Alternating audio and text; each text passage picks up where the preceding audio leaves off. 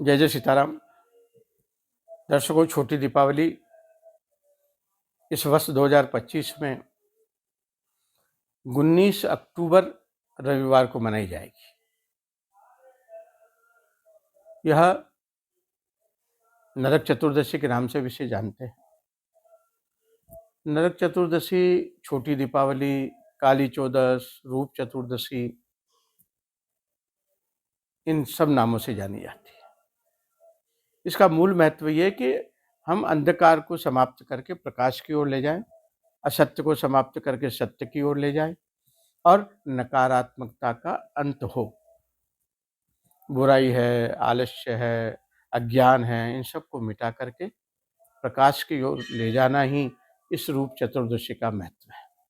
एक पौराणिक कथा आती है नरकासुर की। नरकासुर नाम का एक राक्षस हुआ। बहुत अत्याचार उसने कर दिया, देवताओं पे कर दिया, पृथ्वी के लोगों पे कर दिया। सब लोग परेशान हो गए, त्राहि-त्राहि करने लग गए, भगवान को प्रार्थना की। भगवान गोविंद कृष्ण जो है आए और उन्होंने नरकासुर के साथ में युद्ध किया और युद्ध करके उसको परास्त करके, उसको समाप्त करके, उसके बंदीगृह में राजाओं की जो 16,000 कन्याएं थी, उनको उनसे मुक्त कराया। मुक्त करा करके राजाओं को समर्पण किया। राजाओं ने कहा कि प्रभु, अब ये सब आप ही की है। तो भगवान श्री कृष्ण ने इन 16,000 कन्याओं को पत्नी के रूप में स्वीकार किया। यह नरक चतुर्दशी का महत्व है। अच्छा, दूसरी बात, अत्याचार को बढ़ावा नहीं देना चाहिए, अत्याचार को समाप्त करना चाहिए और अत्याचार का समाप्त करके सत्य की ओर ले जाना ही रूप चतुर्दशी का बड़ा महत्व है। हर व्यक्ति, अच्छा एक बात और है, हर व्यक्ति में नरकासुर बसा हुआ है। नरकासुर यानी जिसमें क्रोध है, लोभ है, मोह है, मात्सर्य आदि है। ये सब नरकासुर के ही लक्षण हैं। इनको समाप्त करना, भगवान गोविंद का स्मरण करना, दीप प्रज्वलित करके प्रकाशित करना और सच्चे मन से अंतःकरण में प्रकाशित होना ही नरकासुर का वध है। शरीर, मन और आत्मा का शुद्धिकरण, अंतःकरण में दीपकों का प्रकाशित करना है।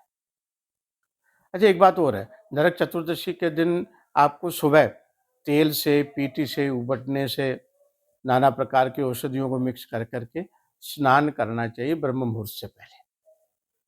अभ्यंग स्नान कहते हैं इसे, जो नरक से, यम से मुक्ति को प्राप्त कराती है। सायंकाल के समय में हमें मुख्य रूप से 14 दीपक जलाने चाहिए, उनका पूजन करना चाहिए। मुख्य द्वार के ऊपर दीपकों का प्रकाश करना चाहिए और इससे हमारी अकाल मृत्यु से मुक्ति प्राप्त हो जाती है।